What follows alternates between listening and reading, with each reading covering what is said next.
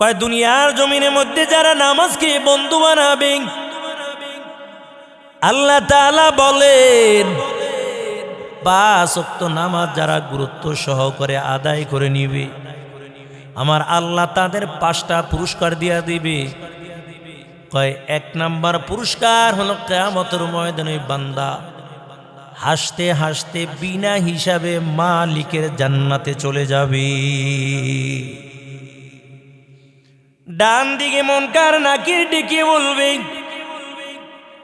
কেমন তুমি তার বন্ধু, কেন আজকে আমাকে সওয়াল করার জন্য বাধা দাও?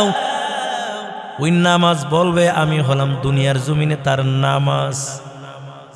বান্দা দুনিয়ার জমিনে আমাকে বন্ধু বানাইছে, বান্দা যেমন আমাকে ভুলে নাই, আমি এই বান্দাকে কবরের মধ্যে ভুলবো না। এরে আল্লাহর গোলাম, এই জন্য 5 ওয়াক্ত নামাজ আদায় করে নিবা। কত মানুষ দেখা যায় ঠিক মতন 5 ওয়াক্ত নামাজ আদায় করে না। নামাজের কথা যখন বলা হয় বলে আমার কাজ আছে, বরং তুমি এমন বলবা না, আজকে তুমি বলে দাও আমার নামাজ আছে। নবীর উম্মতের দল, আল্লাহ রাব্বুল আলামিন বলেন, এই কোরআন এত একটা দামি গ্রন্থ, এই কোরআন যদি আমি পাহাড়ের উপর নাজিল করতাম, আস্তে আস্তে করে পাহাড় খসে খসে পড়ে যাইত। লাউ আনজালনা হাযাল কুরআন আলা জাবালিন লারাআইতাহু খাশিআম মুতাসাদ্দিআম মিন খাশিয়াতিল্লাহ ওয়া তিলকাল আমসালু নাদরিবুহা লিন্নাসি লাআল্লাহুম ইয়াতাফাক্কারুন।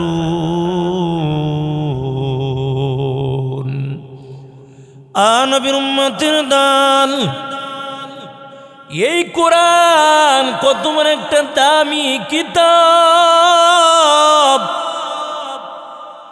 আল্লাহ তাআলা কোরআন নাজিল করলেন, আবার আল্লাহ রাব্বুল আলামিন বলেন, এই কোরআনের হেফাজত আমি আল্লাহ তাআলা নিজে কুদরতি হাতে নিয়ে নিলাম।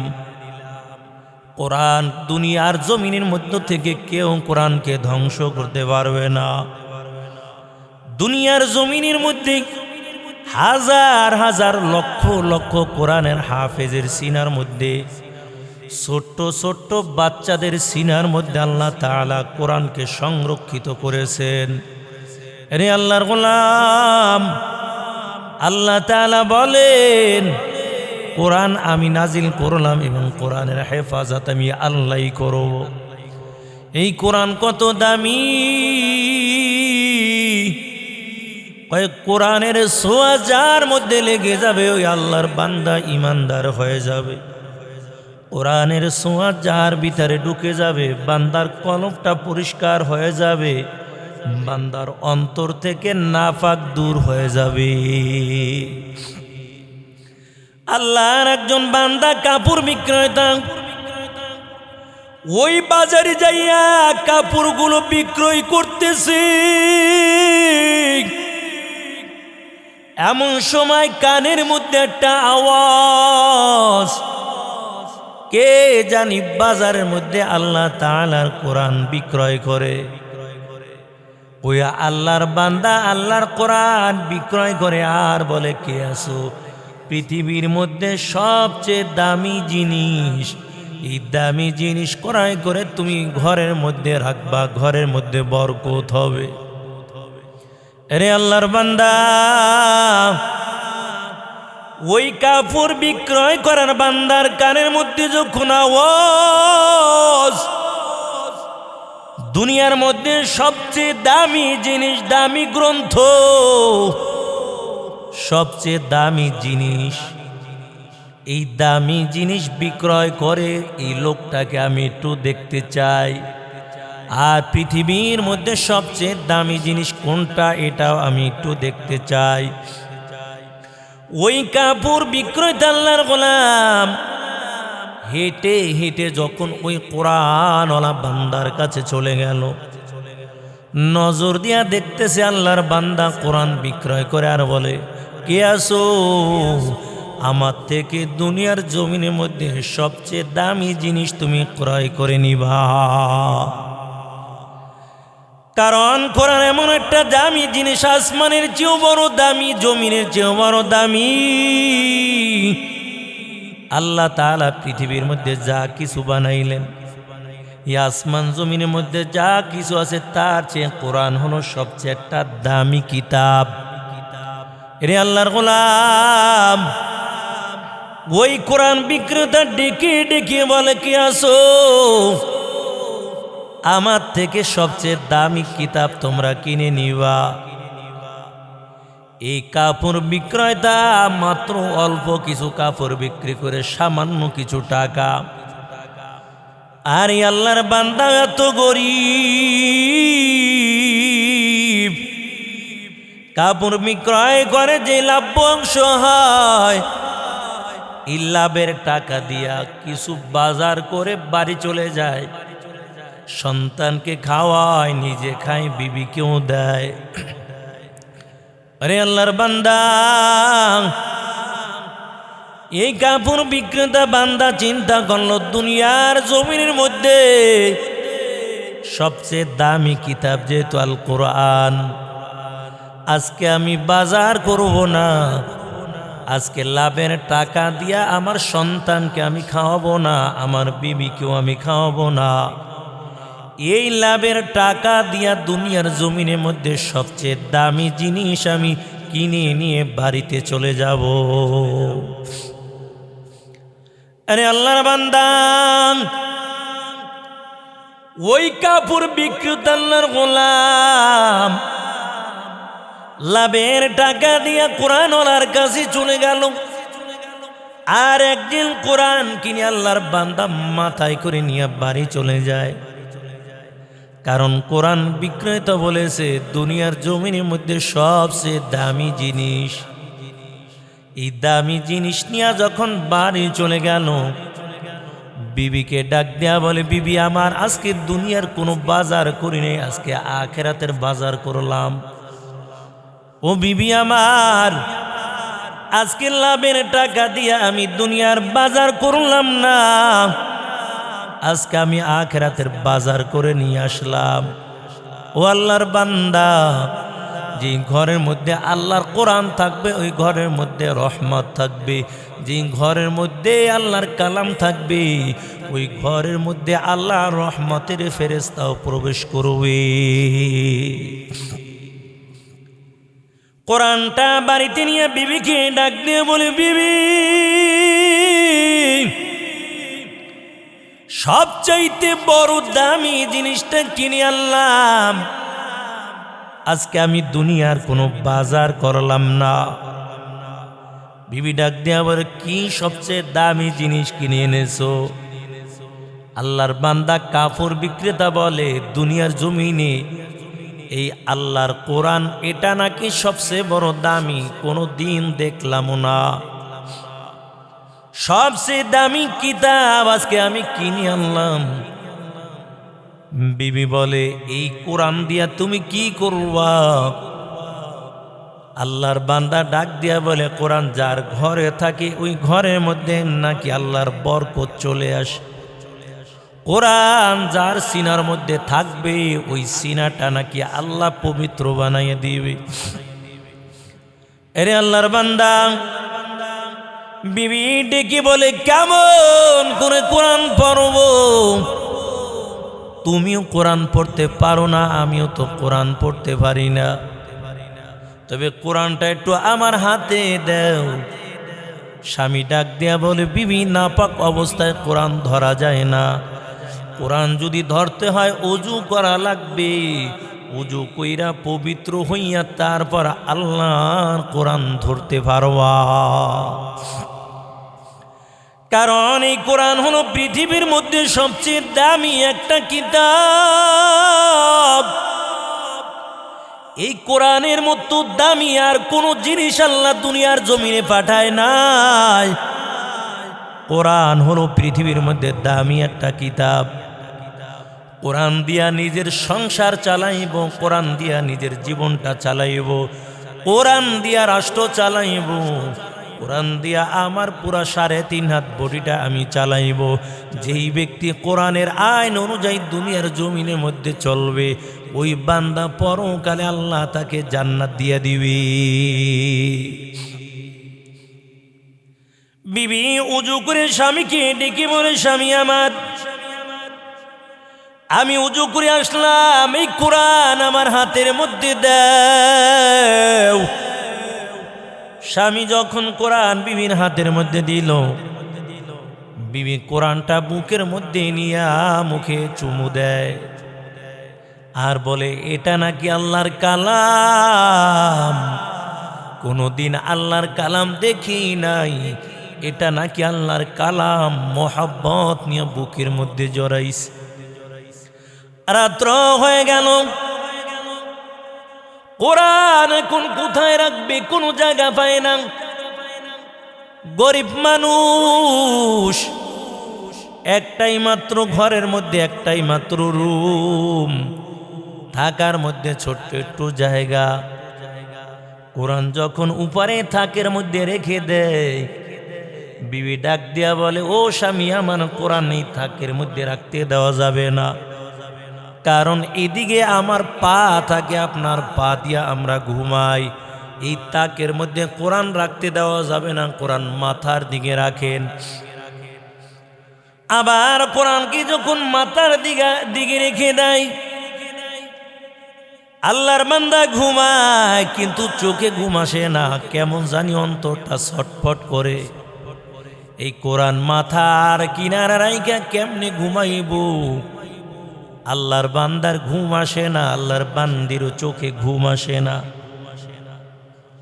দুইজনে চিন্তার মধ্যে পড়ে গেল, কি করা যায় বলো। স্বামী ডাক দিয়া বলে, বিবি এই কোরআন এখন কোথায় রাখবা বলো। কোরআন রাইখা যদি আমরা ঘুমাইয়া যাই, আল্লাহ যদি কিয়ামতের ময়দানে আল্লাহ আদালতে দাঁড় করাইয়া তারপর হিসাবটা নেয়। ও স্বামী আমার, তুমি অর্ধরাত্র পর্যন্ত কোরআনটা মাথায় নিয়ে দাঁড়াইবা, আর আমি ঘুমিয়ে যাব, বাকি অর্ধেক রাত আমি কোরআনটা মাথায় নিয়ে দাঁড়িয়ে থাকবো, আর তুমি আরামে ঘুমাইবা। কোরআন রেখে আমরা ঘুমাইতে পারবো না। অর্ধেক রাত তুমি কোরআন মাথায় নিয়ে দাঁড়িয়ে থাকবা, বাকি অর্ধেক রাত আমি কোরআন মাথায় নিয়ে দাঁড়িয়ে থাকবো। এই কোরআন এত দামি কোরআন, আমাদের ঘরে রাখা যাবে না। কোথায় রাখবো? আমাদের তেমন রাখারও কোনো জায়গা নাই। তবে সকালবেলা যার কাছ থেকে কোরআন এনেছো, ওই বাজারে আবার ওই ব্যক্তিকে কোরআনটা ফিরাইয়া দিয়ে আসবা। স্বামী ডেকে বলে, বিবি এই রাত্রটা শেষ হয়ে যাক, সকালবেলা যার থেকে কোরআন আনলাম তাকে দিয়া দিও, কারণ কোরআনের সম্মান আমরা করতে পারবো না, কোরআনের ইজ্জত আমরা করতে পারবো না, না জানি বেয়াদবি হয়ে যায়। অর্ধেক রাত স্বামী মাথার উপর কোরআনটা নিয়ে দাঁড়াইয়া রইলেন, বাকি অর্ধেক রাত বিবি মাথার উপর কোরআনটা রাইখা দাঁড়াইয়া রইলেন। এমন করে করে রাত্র চলে গেল, ফজরের আজান। সকালবেলা ফজরের নামাজ আদায় করার পর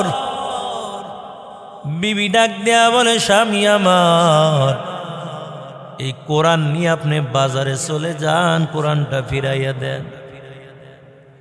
স্বামীর মনে মানায় না, বিবিরে কোরআনটা যদি একটু জীবনে পড়তে পারতাম, জীবনটা বড় ধন্য হয়ে যাইত। এই কোরআন এখন বাজারে ফেরত দিয়া দিবান। ও স্বামী আমার, তবে কোরআন বাজারে ফেরত দেওয়ার আগে কোরআনটা খুলো, দেখি কোরআনের মধ্যে কি আছে। এবার আল্লাহর বান্দি যখন কোরআনটা খুলল, কয়ে এক একটা আয়াতের মধ্যে আল্লাহর বান্দি আঙুলগুলো টানতে থাকে আর বলে, আল্লাহ যা বলেছে সত্যই বলেছে। ও মালিক, তুমি যা বলেছো সত্যই বলেছো, তুমি সত্য, তোমার কোরআন সত্য, আখিরাত সত্য, আল্লাহ তোমার বাণীও সত্য, আমি গুনাহগার, আমি পাপী দাবি। এমন করে করে আল্লাহর বান্দি পুরা 30 পারা কোরআনের উপর, আয়াতের উপর আঙুলগুলো টানতে টানতে পুরা কোরআন শেষ করে ফেলল। শুরু থেকে শেষ পর্যন্ত প্রত্যেকটা আয়াতে আয়াতে আল্লাহর বান্দি আঙুলগুলো টানে আর বলে, আল্লাহ কোরআন পড়তে জানি না, তবে কোরআনের মধ্যে তুমি যা বলেছো সত্যই বলেছো। বিবি যখন 30 পারা কোরআনের আয়াতের উপর আঙুলগুলো টানলো, স্বামী ডাক দিয়া বলে, বিবি তুমি আঙুল টানলা, তবে আমি একটু কোরআনের আয়াতের মধ্যে আঙুলটা টানতে চাই। স্বামীও কোরআনটা খুলিয়া শেষ পর্যন্ত আয়াতের উপর আঙুল টানে আর চোখের পানি ছেড়ে দিয়া কাঁদে আর বলে, আল্লাহ তুমি যা বলেছো সত্যই বলেছো, তোমার কালাম সত্য, আল্লাহ তোমার নবীও সত্য, তোমার জান্নাত জাহান্নাম সব কিছু সত্য, কিয়ামত সত্য, হাউজে কাউসার আল্লাহ সত্য। বান্দা এমন করে করে কান্না করে আর মালিকের কাছে বলে, আল্লাহ এই কোরআনের উপর ঈমান আনলাম, তোমার উপর ঈমান আনলাম, আমি এই কোরআনকে মহাব্বত করি, ভালোবাসি আল্লাহ, তোমার আখিরাতের উপর আমি বিশ্বাস করলাম। আমানতু বিল্লাহি ওয়া মালাইকাতিহি ওয়া কুতুবিহি ওয়া রুসুলিহি ওয়াল ইয়াউমিল আখিরি ওয়াল কদরি খাইরিহি ওয়া শাররিহি মিনাল্লাহি তাআলা ওয়াল বা'সি বাদাল মাউত। আল্লাহর বান্দা এমন করে করে চোখের পানি ছেড়ে দিয়া কাঁদে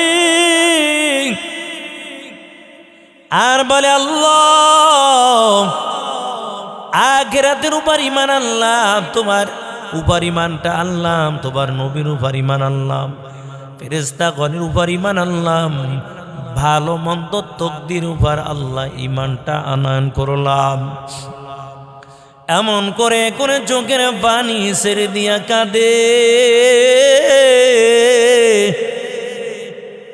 এবার পুরা সূরা ফাতিহা থেকে সূরা নাস পর্যন্ত আয়াতের উপর আঙুলগুলো টানার পর কোরআনকে বুকের মধ্যে জড়াইয়া চুমু খায়, কিন্তু কোরআন বাজারে আর দিতে মনে চায় না।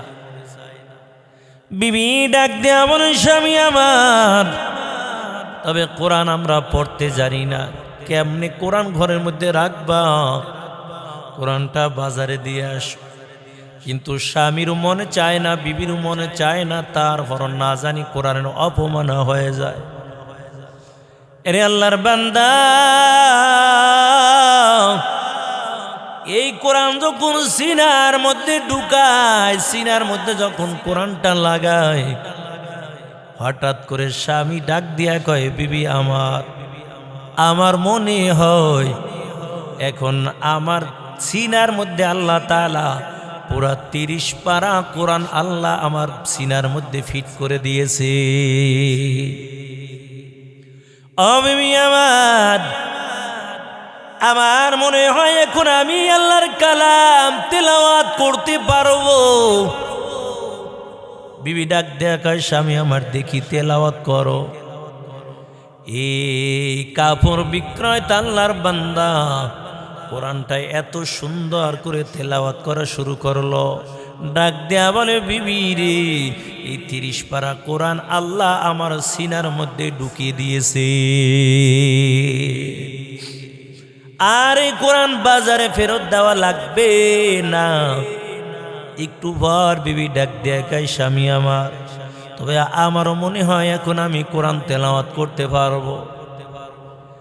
ওই আল্লাহর বান্দির সিনার মধ্যে আল্লাহ 30 পারা কোরআনটা ঢুকিয়ে দিল। এরে আল্লাহর বান্দা,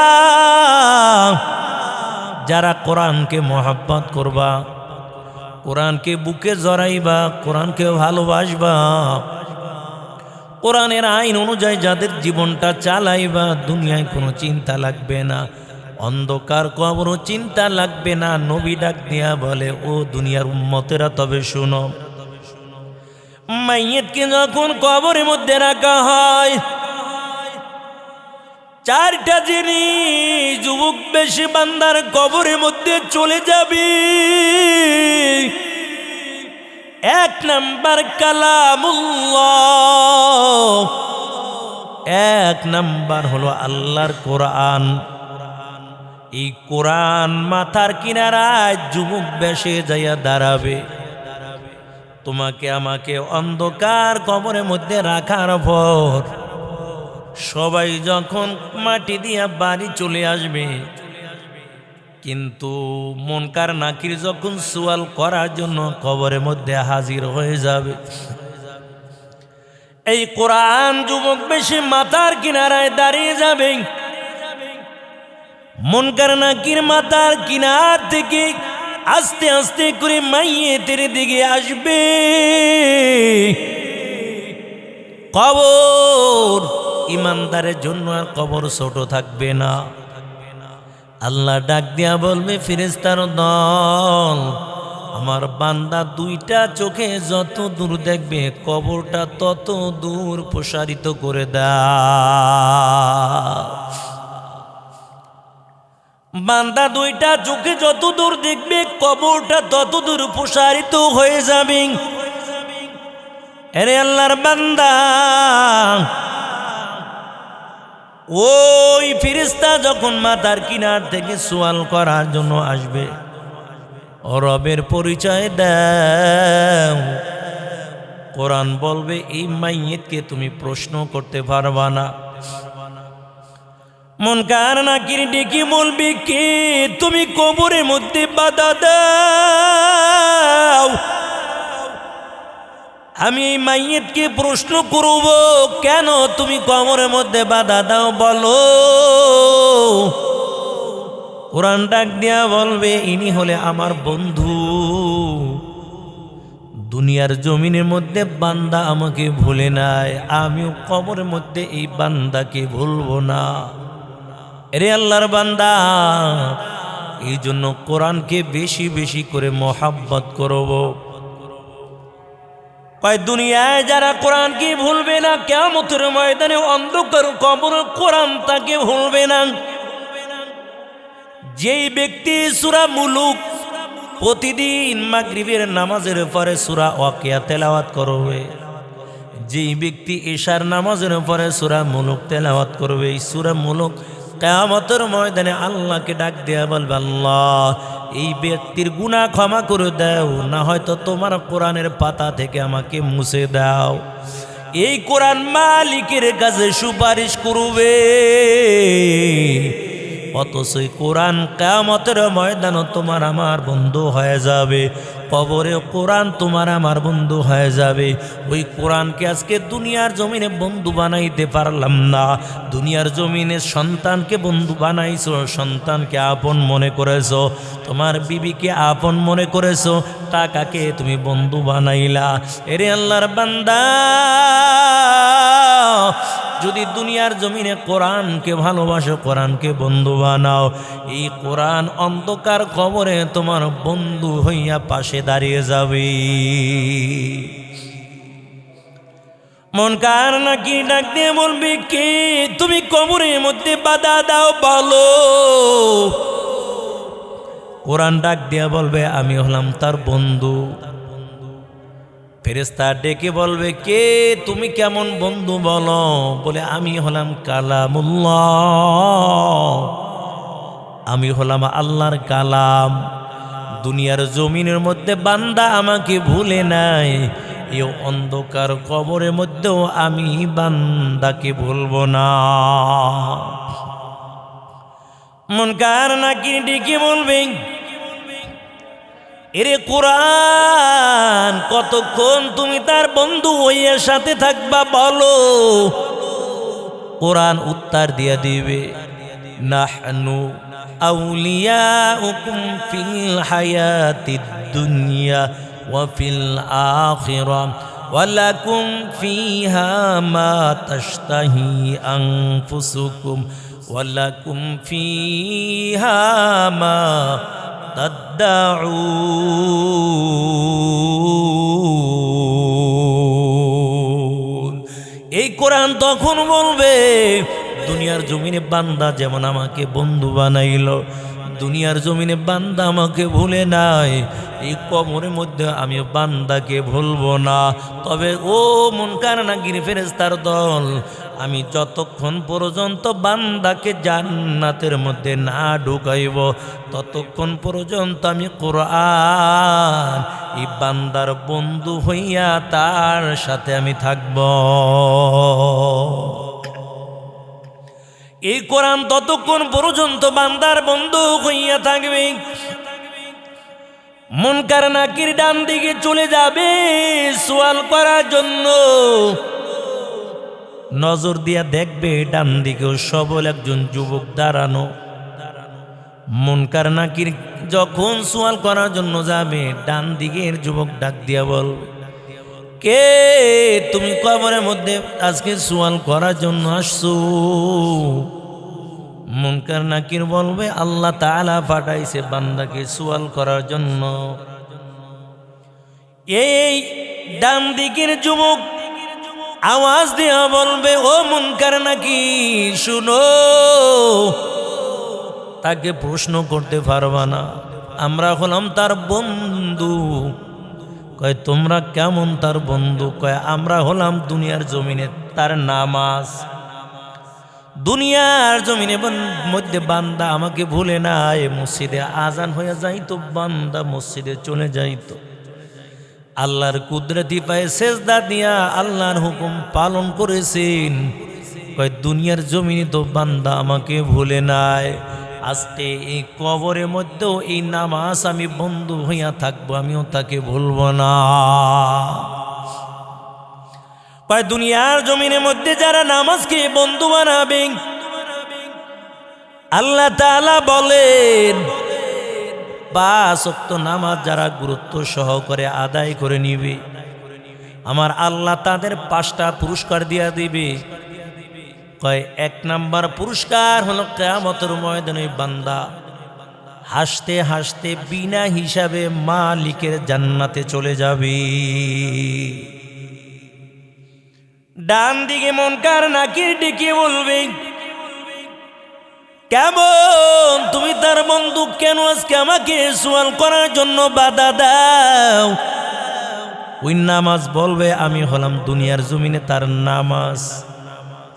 বান্দা দুনিয়ার জমিনে আমাকে বন্ধু বানাইছে, বান্দা যেমন আমাকে ভুলে নাই, আমি এই বান্দাকে কবরের মধ্যে ভুলবো না। এরে আল্লাহর গোলাম, এই জন্য 5 ওয়াক্ত নামাজ আদায় করে নিবা। কত মানুষ দেখা যায় ঠিক মতন 5 ওয়াক্ত নামাজ আদায় করে না। নামাজের কথা যখন বলা হয় বলে আমার কাজ আছে, বরং তুমি এমন বলবা না, আজকে তুমি বলে দাও আমার নামাজ আছে।